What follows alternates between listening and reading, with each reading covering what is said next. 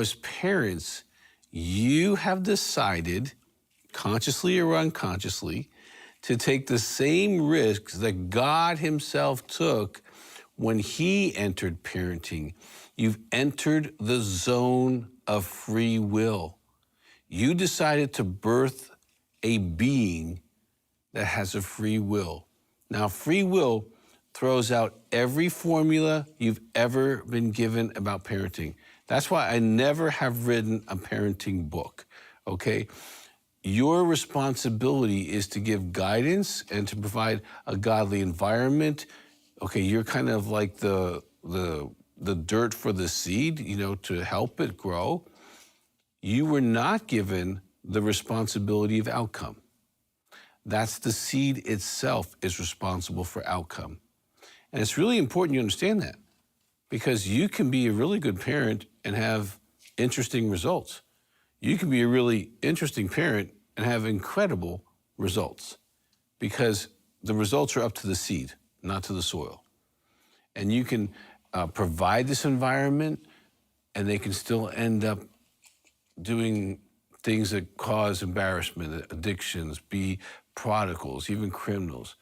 And I've seen amazing men and women, they're personal friends of mine, who come from the worst families ever. So my point is this: no matter what you do as parents, there's no guarantee for the outcome of your children. And I'm not trying to dishearten you. I'm just trying to let you live in reality. Like it or not, your kids are born with a sin nature, and anyone that's ever had a 2-year-old knows that. Now, being perfect parents isn't realistic either, okay? The best we can do as parents is aim to honor the Lord, give our children the best possible chances of being successful in their lives and their walk with the Lord. And every child is wired differently. And that's what we're going to be getting into today.